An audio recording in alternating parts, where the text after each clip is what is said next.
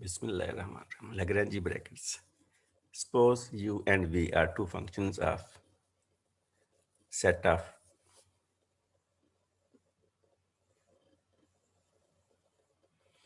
two and independent functions of canonical variables. In U is a function of Qj Pj time. V is a function of Qj Pj time. By inversion, the canonical variables can then be considered as a function of a set of two n functions. On this basis, the Lagrange bracket of U and V with respect to QP variables is defined as UV function of QP is equal to summation J partial QJ by partial U into partial PJ by partial V minus partial PJ by partial U into partial QJ by partial V. अगर आप थोड़ा सा गौर करें तो ये जो pigeon bracket थी ये उसका उलट है, वो partial U by partial Q J था, ये partial Q J by partial U है। इस तरह से ये partial V by partial P J था, तो ये उसका उलट partial P J by partial V है। और सिमिलरली यहाँ पे भी the proof of canonical invariance of the Lagrange bracket parallels that for the Poisson bracket. इसको भी हम प्रूव कर सकते हैं कि ये कैनोनिकली इनवेरिएबल है, जैसे हमने पाइजन ब्रैकेट्स को प्रूव किया पीछे, उसी तरह से इसको भी प्रूव कर सकते हैं सेम वे में। Lagrange brackets appear reciprocal of Poisson brackets. If U and V are taken from the two members of set of canonical variables Qj and Pj, then we obtain the fundamental Lagrange brackets. Qi Qj is equal to 0, Pi Pj is equal to 0, Qi Pj is equal to canonical delta Ij. The Lagrangian Poisson brackets clearly show some kind of inverse relationship to each other. But the precise form of this relation is somewhat complicated to express. Let Uj, where j varies from 1 to 2n, be a set of 2n independent functions of canonical variables to be represented by a row matrix U.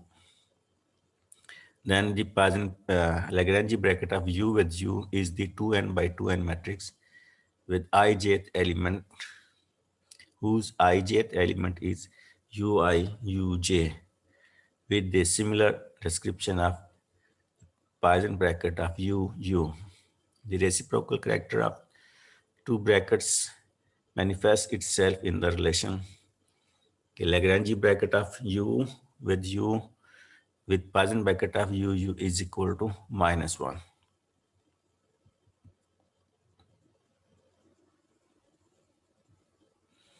Next step is Liouville's theorem. इसकी statement है, the phase points move like an incompressible fluid. जैसे liquid है water, ये किसी pipe में से जब flow करता है तो वो कंप्रेस नहीं होता, तो इसी तरह से जैसे उसके मालिक्यूल हैं, वाटर मालिक्यूल, वो कंप्रेस नहीं होते, इनकम्प्रेसिबली मूव करते हैं। The same way phase points की अगर हम बात करें तो फेज पॉइंट्स भी कंप्रेस हुए बगैर मूव करते हैं, फ्लो करते हैं। या in other way we can say that the phase volume occupied by a set of phase points is constant. इसकी वजह से क्योंकि वो कंप्रेस नहीं होते हैं, तो एक खास वॉल्यूम में जितने नंबर ऑफ फेज पॉइंट्स होंगे वो उतने ही रहेंगे, चेंज नहीं होंगे। अब फेज पॉइंट से क्या मुराद है, फेज वॉल्यूम क्या होता है? तो फेज स्पेस की अगर हम बात करें तो फेज दो तरह की स्पेसिस नॉर्मली कंसीडर करते हैं। एक ऑर्डिनरी स्पेस या पोजीशन स्पेस जिसको कहते हैं, जिसमें हम 3 कोऑर्डिनेट्स लेते हैं एक्स वाई जेड, जैसे कार्टेशियन कोऑर्डिनेट सिस्टम में है एक्स वाई जेड, या जनरलाइज कोऑर्डिनेट के हिसाब से Q1 Q2 Q3। और एक स्पेस जिसको मोमेंटम की स्पेस कह सकते हैं, जिसमें आप Px, Py, Pz या P1, P2, P3 मोमेंटम, तो इन दोनों स्पेसिस को अगर हम कंबाइन करते हैं, पोजीशन स्पेस को यानी कोऑर्डिनेट की स्पेस और पोजीशन की स्पेस को कंबाइन करके जो स्पेस बनेगी वो फेज स्पेस कहलाती है। तो इसमें यानी 3 कोऑर्डिनेट्स होंगे एक्स वाई जेड या Q1 Q2 Q3 और 3 मोमेंटम होंगे यानी PX PY PZ या P1 P2 P3। तो इसकी बेस पे जो वॉल्यूम होगा फेज स्पेस का उसमें भी फिर 3 कोऑर्डिनेट का मल्टी यानी अगर हम बात करेंगे ये dv एक small element of phase space है उसका वॉल्यूम को शो करता है। तो फिर dq1 dq2 और dq3 या ये फिर यानी एक्स वाई जेड की जगह जैसे dx dy dz हम कह सकते हैं, ऐसे ही dpx dpy dpz the same way dq1 dq2 up to dqn dp1 dp2 up to dpn।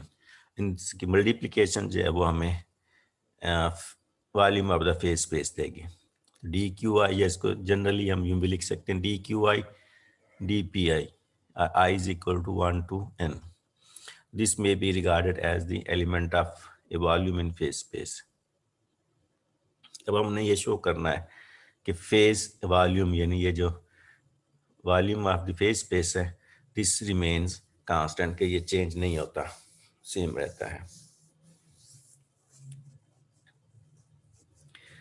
या इसको हम दूसरी तरह से यूं भी कह सकते हैं कि if rho denotes the density of representative phase points then rho is equal to phase point यानी dn by dv। इसे मास डेंसिटी की हम डेफिनेशन करते हैं कि rho is equal to m over v। अब यहाँ m की जगह नंबर ऑफ फेज पॉइंट्स हैं पर यूनिट वॉल्यूम, वो होता है मास पर यूनिट वॉल्यूम, ये number of phase points per unit. तो dn is the number of phase points within the volume dv, so that we can write dn is equal to rho dv और dv की जगह ये dqi dpi लिख दें तो rho dqi dpi।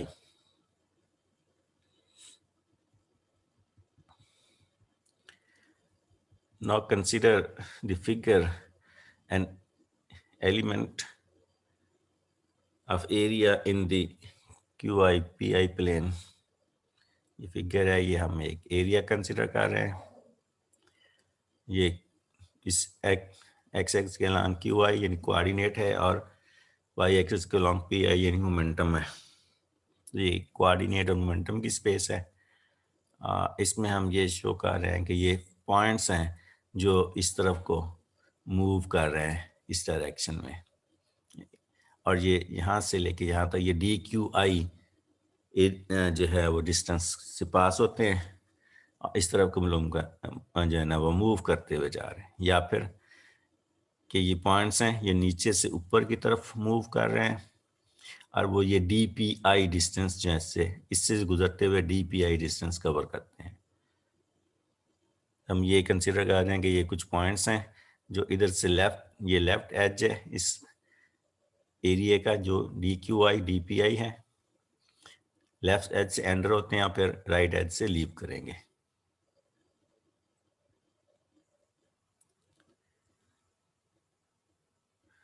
Consider an element of area in QI and PA plane in phase space as shown in figure.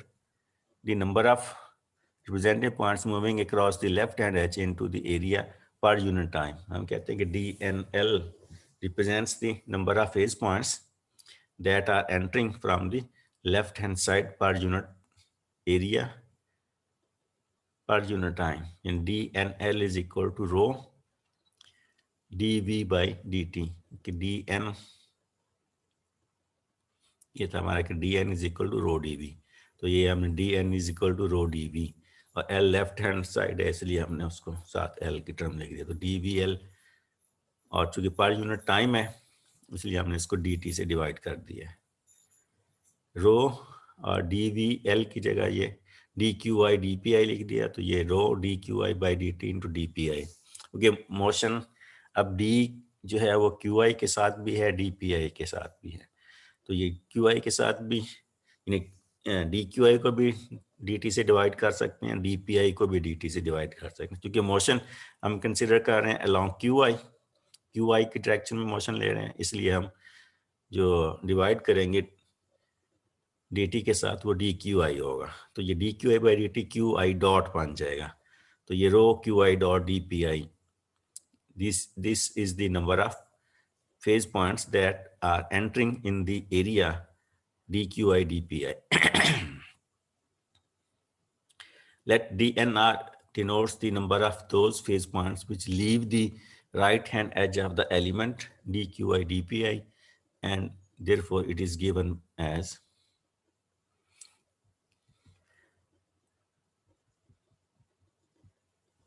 तो हम यहाँ करेंगे डी एन आर वो नंबर है जो इस एज से लीव कर रहा है इसको। तो the number of the phase point that are leaving, this must be equal to the number which is entering in plus any change during this distance D Q I, change in the number through D Q I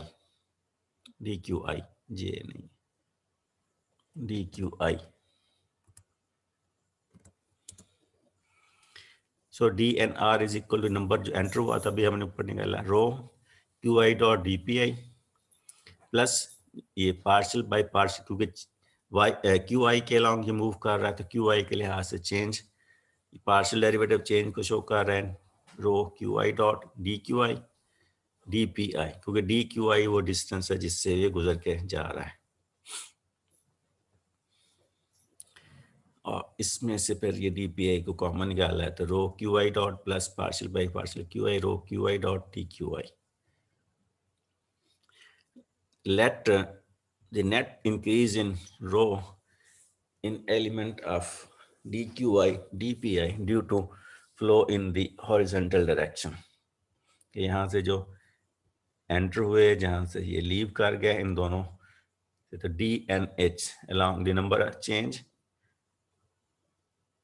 number of phase points in along the horizontal direction, h horizontal के लिए है, तो number of end points entering d n l जो left side से enter हुए थे minus जो right side से नंबर लीव कर गया डी एन आर। तो पहले जो हमने निकाला था नंबर ये rho Q I dot D P I था जो एंटरिंग का नंबर है, और माइनस ये जो लीव कर रहे नंबर ये लिख दिया हमने। ये दोनों सेम टर्म है, ये कैंसिल होगी तो माइनस की ये वाली टर्म जो है हमारे पास बच गई, minus partial by partial Q I rho Q I dot T Q I D P i. तो ये जो नेट चेंज है अलॉन्ग हॉरिजॉन्टल डायरेक्शन। ऐसे अब हम वर्टिकल डायरेक्शन में चेंज को अपवर्ड डायरेक्शन में चेंज को कंसिडर करते हैं कि बॉटम से फेज पॉइंट्स एंटर हो रहे हैं और अपर एज से लीव कर रहे हैं। तो इसको भी अगर हम द सेम वे जैसे हमने कहा कि यहाँ से एंटर कर रहे हैं वहाँ से लीव कर रहे हैं, सेम वे में अगर हमको कंसिडर करें तो हम डायरेक्टली इस इक्वेशन को देखते हुए the net change along the vertical direction भी निकाल सकते हैं इसी इक्वेशन नंबर 4 को देखते हुए। कि सिर्फ हमने क्या करना है कि जहाँ Q है QI है उसको PI से रिप्लेस कर दें और PI को QI से रिप्लेस, तो फिर ये माइनस पार्शियल बाय पार्शियल ये QI PI बन गया पार्शियल बाय पार्शियल PI, रो यहाँ भी QI की जगह PI है तो रो PI डॉट ये DPI और ये DQI, QI की जगह PI और PI की जगह QI। हमारे पास इस तरह से ये नेट, अदरवाइज हम जैसे ये है पीछे 3-4 स्टेप लिए हैं उन स्टेप से चलते हुए हम ये रिलेशन ड्राइव कर सकते हैं। अब ये है नेट चेंज जब वो हॉरिजॉन्टल डायरेक्शन में मूव कर, यानी जब इधर से उधर को लेफ्ट से राइट मूव कर रहे हैं तो उस वक्त जो नेट चेंज आ रही है वो ये है, और जब ये नीचे से ऊपर की तरफ यानी बॉटम से टॉप की तरफ मूव कर रहे हैं तब फिर जो नेट चेंज है वो ये आ रही है। तो ओवरऑल चेंज होगी, दोनों को मिलाएंगे हमारे पास ओवरऑल चेंज आ जाएगी। The total increase in density in the element dqi dpi per unit time is therefore Tn is the total change. This is equal to change along horizontal direction plus change along vertical direction. तो ये horizontal direction ये वो दोनों को add किया, उसके बाद अब ये dqi dpi आप देख रहे हैं ये कॉमन है, इसको कॉमन निकाल लिया। अब इस तरह से अगर हम फेज डेंसिटी की बात करें रो की, तो rho change in rho net change in rho through the element dqi dpi per unit time is तो dn is equal to partial rho by partial T, के रो में चेंज टाइम के साथ time D Q I D P I इस phase area में से। अब ये dn भी ये D Q I D P I change में फेज पॉइंट्स की चेंज को रिप्रेजेंट कर रही है, और ये जो इक्वेशन है ये भी D P i d Q eye area में से फेज पॉइंट्स की चेंज को शो कर रही है, यानी दोनों एक ही एरिया में चेंज ऑफ फेज पॉइंट्स को शो कर रहे हैं। तो ये दोनों इक्वेशंस 6 और 7 should be equal. Equation 6 and 7 should be equal when sum over all possible values of I. So we can write ये partial rho by partial t d P i d Q I, और फिर equal to this summation i minus का sign है partial by partial Q I rho Q I dot plus partial by partial P I rho P I dot D P I into d Q i. दोनों को एक side पे ले गए, और ये d P i d Q i दोनों side पे मौजूद है, इसको भी हमने ख़त्म कर दिया, हटा दिया दोनों साइड से। तो यहाँ से partial rho by partial T, ये माइनस की टर्म इधर लेफ्ट साइड पे आके प्लस हो जाएगी, plus summation I partial by partial Q I rho Q I dot plus partial by partial P I rho P I dot, and this is equal to 0।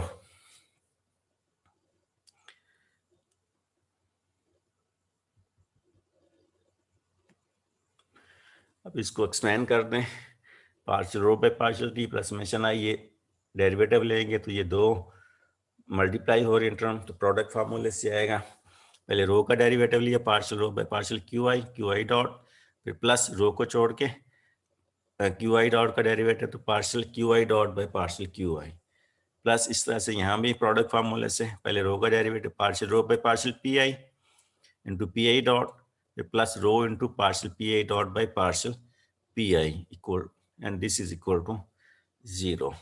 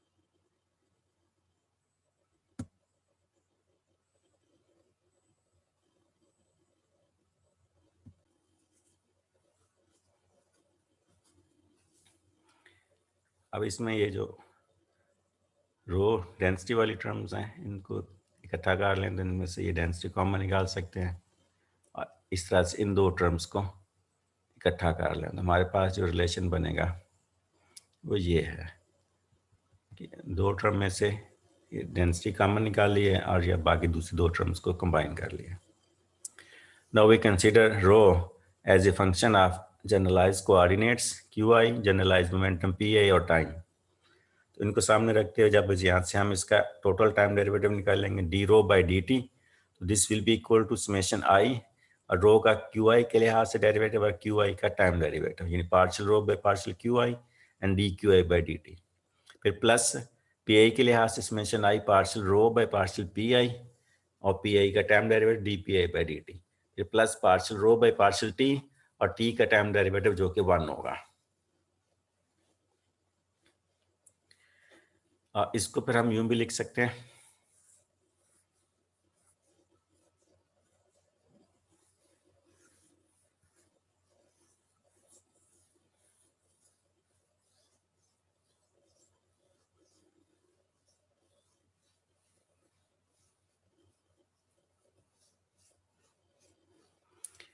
कि D rho by D T is equal to summation I partial rho by partial Q I, और D Q I by D T की जगह Q आई dot, और ऐसे ही D P I by D T की जगह P I dot. और इसमें से समेशन कॉमन निकाल लिया तो हमारे पास ये आ गया। और we know that from Hamilton's equation qi dot is equal to partial h by partial pi, and pi dot is equal to minus partial h by partial qi.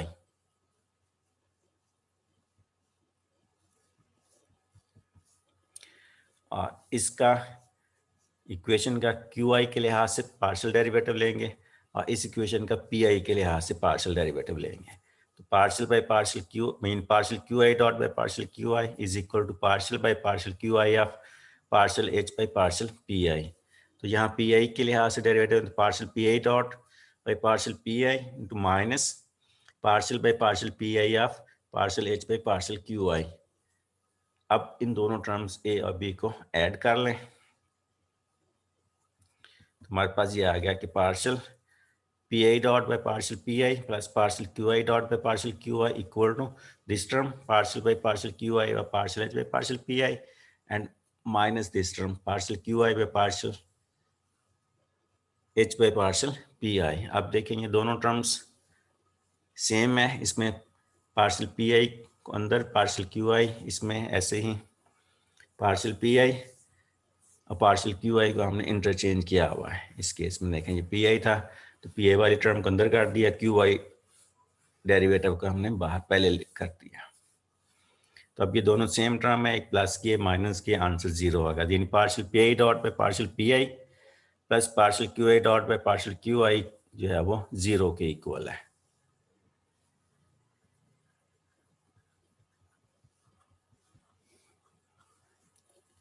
और यहां से इस टर्म को partial rho by partial t को अगर हम इस side पे और ये टर्म हम d rho by D T की वैल्यू ऊपर पुट करें तो ये partial rho by partial T plus summation I partial rho by partial Q I dot plus partial rho by partial p p I dot, ये जो term है ये d rho by D t के equal आती है। ये कि partial rho by partial T plus summation I partial rho by partial Q I dot plus partial rho by partial P I dot, तो ये जो है d rho by D T की इक्वल है। यानी ये टर्म प्लस ये d rho by D t के इक्वल है। और ये जो ब्रैकेट वाली टर्म है partial P I dot by partial P I plus partial Q I dot by partial Q i, इसको भी हमने जीरो प्रूव किया है कि ये जीरो के इक्वल है। तो वो दोनों टर्म्स उस इक्वेशन में पुट करें तो पहली दो टर्म की जगह आ गया D rho by D T plus rho bracket वाले टर्म की जगह जीरो, तो यहाँ से आ गया D rho by D T is equal to zero. और यहाँ से हम कह सकते हैं कि रो इज कांस्टेंट। और ये चीज़ हमने प्रूव करनी थी कि जो फेज पॉइंट डेंसिटी है वो कांस्टेंट है, चेंज नहीं होती। which shows that the total time rate of change of phase point density, the density of representative phase points in phase space vanishes or remains constant. The phase point density remains constant. This result is often referred to as the principle of conservation of phase points. Now, by definition of Poisson bracket, we have Poisson bracket of rho and h. तो पहले का Q I के लिहाज से, दूसरे का P के लिहाज से। तो partial rho by partial Q i into partial H by partial P i minus partial rho by partial P I into partial H by partial Q I.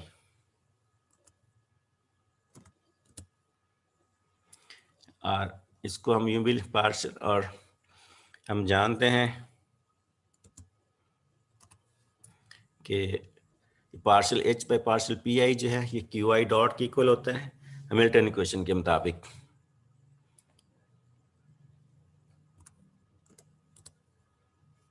ये भी हमने ऊपर यहाँ लिखी हुई है हैमिल्टन इक्वेशन, ये है कि क्यू आई डॉट है partial H by partial P I Q I dot है, और minus partial H by partial Q I जो है ये पी आई डॉट के इक्वल है। तो ये वैल्यूज इसमें अगर हम पुट करें तो इस partial H by partial P I की जगह क्यू आई डॉट, और फिर ये partial H by partial Q I की जगह minus P I dot put करें तो हमारे पास ये रिलेशन आ जाएगा। Parsing bracket of rho h is equal to summation I partial rho by partial qi dot minus partial rho by partial pi dot, और ये वैल्यू अगर हम इस इक्वेशन में पुट करें, ये जो है इससे ऊपर यहाँ पे, तो ये जो ब्रैकेट वाली टर्म है, ये समेशन वाली ब्रैकेट वाली टर्म, इसकी जगह हम लिख सकते हैं partial bracket of rho with Hamiltonian h, तो ये बनेगा d rho by D T is equal to partial bracket of rho h plus partial rho by partial T. ये वो समेशन वाली टर्म है, उसकी जगह हम ये माइनस नहीं है भाई, प्लस,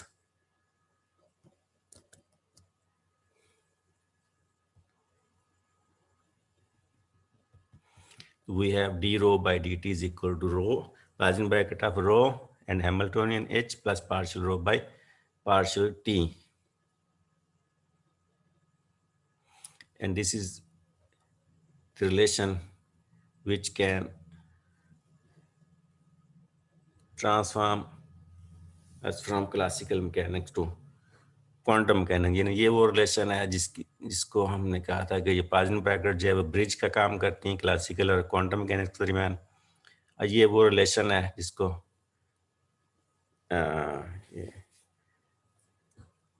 जिसकी मदद से हम क्लासिकल मैकेनिक्स से क्वांटम मैकेनिक्स की तरफ जा सकते हैं। आगे ये इसकी फिजिकल सिग्निफिकेंस दी हुई है कि equations means that the form of phase points in an ensemble क्या कहते हैं, group of large number of similar system, the phase point density does not change with time. The phase point density may change at a given point in phase space, but motional change vanishes. कि एक जगह पे दूसरी जगह पे कम ज़्यादा हो सकती है, लेकिन जब पॉइंट्स मूव करेंगे तब जो है वो कोई चेंज नहीं आएगी उसमें, वो फिर उनकी जो कितने फेज पॉइंट्स होंगे जिस वॉल्यूम के अंदर वो उतने ही रहेंगे। If we consider a certain region of phase space containing a certain number of phase points, in the course of time the phase points move in such a way as to occupy an equal phase volume at every instant, even though the shape of phase volume may change. कि अगर shape जो है volume की change भी हो जाए तब भी नंबर ऑफ फेज पॉइंट्स उस खास वॉल्यूम के अंदर सेम ही रहेंगे, चेंज नहीं होंगे। ये आप लेवलेस थ्योरम जो है हम उसको हम माइक्रोस्कोपिक पार्टिकल्स पे भी अप्लाई कर सकते हैं और लार्ज पार्टिकल्स पे भी।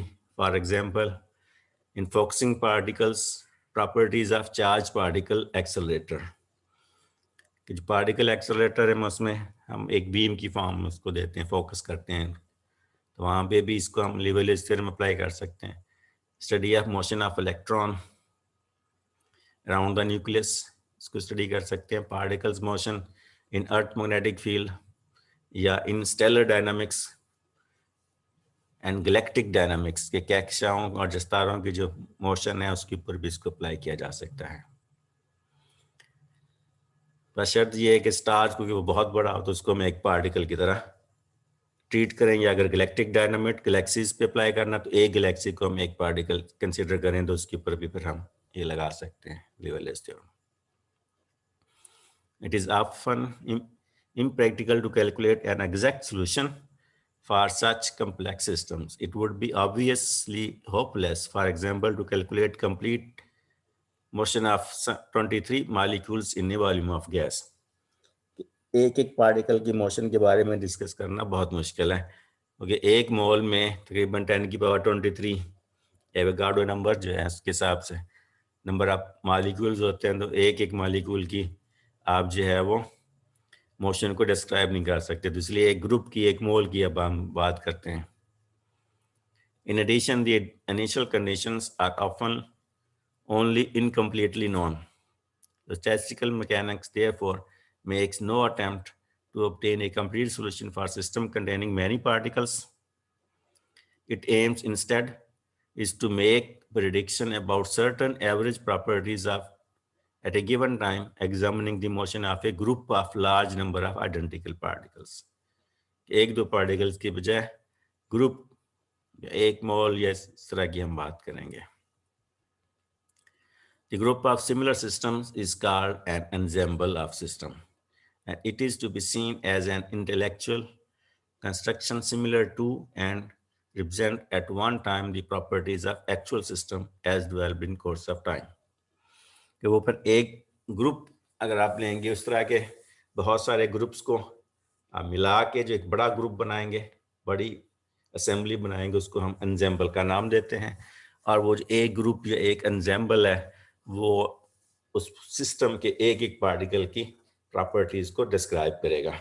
और हम यही एज्यूम करेंगे कि वो पूरे सिस्टम की एक एक जो पार्टिकल है उसकी प्रॉपर्टी को रिप्रेजेंट कर रहा है. Since each system is represented by a single point in phase space, the ensemble of such system corresponds to a system of points in correspond to swarm of points in phase space. एक system एक point को show करेगा कि बहुत सारे system है, एंजेम्बल के अंदर बहुत सारे सिस्टम्स का इकट्ठा है, तो इसलिए फिर पॉइंट्स भी बहुत सारे होंगे. स्वार्म ऑफ पॉइंट्स इन बहुत सारे, एक झुमघटा से एक बहुत बड़ा इकट्ठ. The statistical point of an ensemble of system can be specified at any time t by giving density rho in space of system points per unit volume. And that's all.